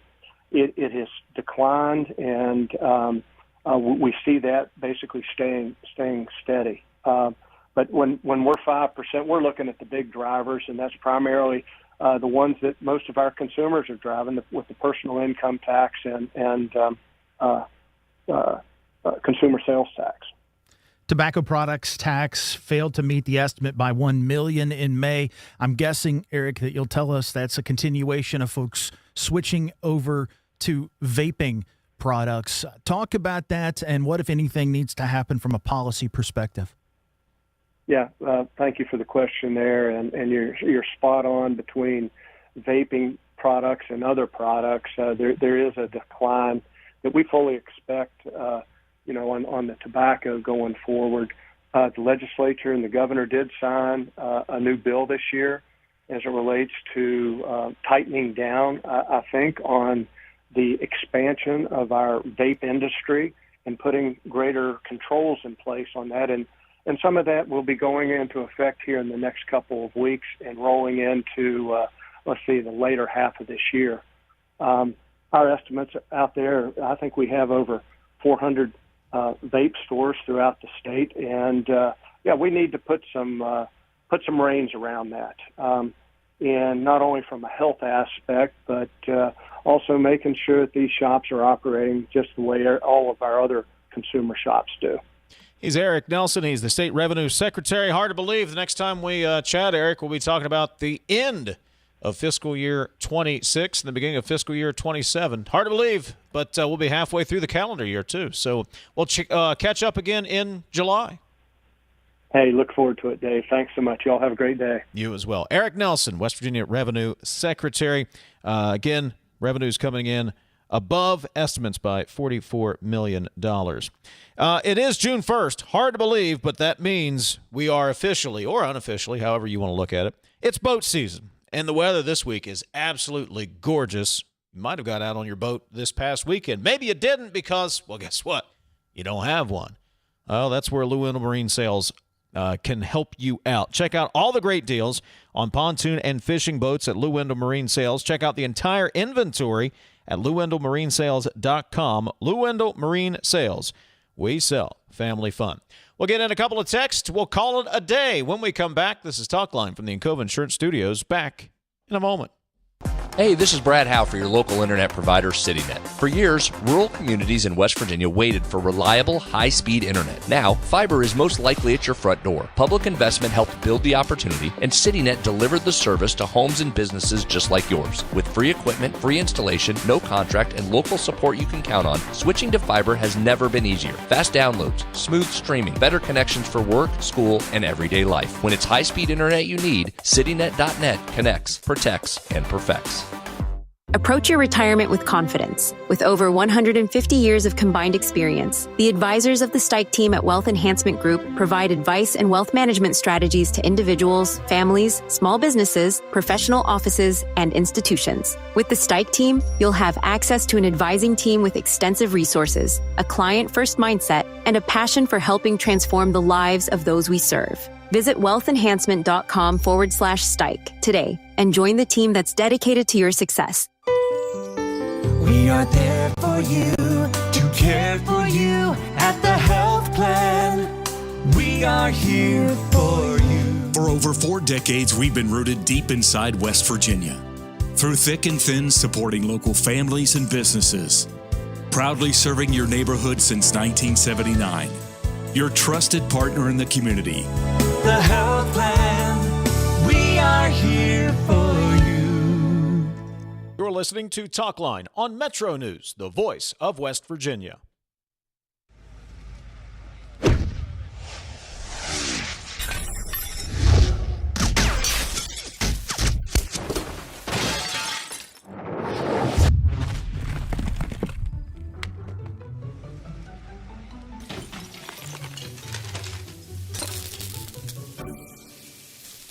I'm Sean Kovich, Mountaineer Golf Coach. When disaster strikes your home, business, or golf game, call the restoration company the Mountaineers call. Panhandle Cleaning and Restoration. What does it mean to lead in medicine?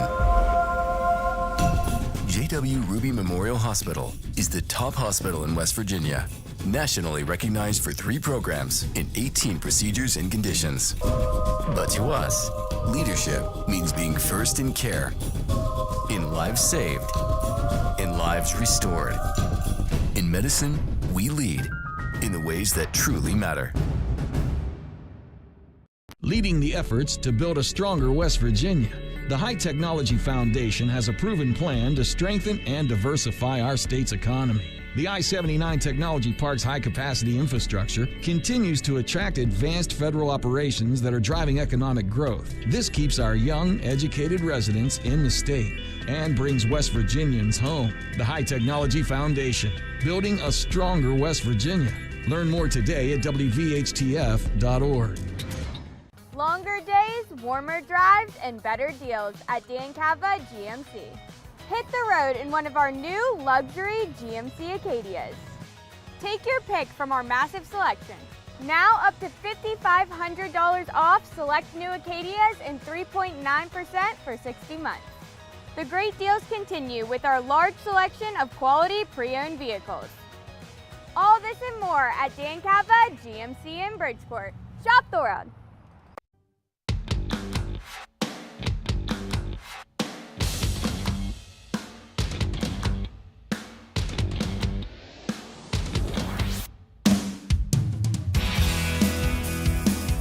Jackpots are growing in West Virginia. Jackpots are on the rise every week. Powerball hits Mondays, Wednesdays, and Saturdays. Mega Millions lights up Tuesdays and Fridays. That's 5 chances a week to get in on life-changing jackpots. Play in-store and online. 18 plus to play. Please play responsibly. Powerball jackpot is up to $180 million. Mega Millions jackpot, $346 million. So go ahead, play today. Well, let's open up a can of worms at the last 2 minutes of the show. Why not?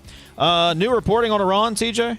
Yeah, Iran halts ceasefire talks with the United States, says it will keep Strait of Hormuz closed. That from The Hill, but it's being reported widely by all outlets now at this point. Look, I think we've both said it to some degree. I don't want to put words in your mouth. There's only one message Middle East regimes understand, and it's not deal-making. Iran's not interested, right? No. There's only one message, and Trump picked the fight. Now, once you pick the fight, you've got to finish that fight, or we just end up back where we started before the fight was started, and that's no good for anybody. No, and you cannot make a deal with someone who's dishonest. It's going to break the deal. I mean, these people have a track record of honesty that is, well, I can't even see it. So, I mean, to your point, it's time to move or not. I mean, Americans have patience. They don't have this much patience. I mean, so the price of a gas, everything's gone up and we accomplished nothing? And that doesn't work. Just when gas prices dropped, I think 50 cents here in Morgantown in the last 3 or 4 days. Just when gas prices, just the hope of a deal, TJ, you saw the gas prices come down. And now, here we are again. But you got to, if you're going to go in, you're going to pick the fight, then you got to finish the fight. And these guys will do anything they can to get a nuclear weapon, period. They're not trustworthy. They're not. So deal with it. All right, that conversation will have to continue on tomorrow's show. U.S. Senator Shelley Moore Capito is scheduled to join us, and I believe we're going to have Treasurer Larry Pack stop by the show as well.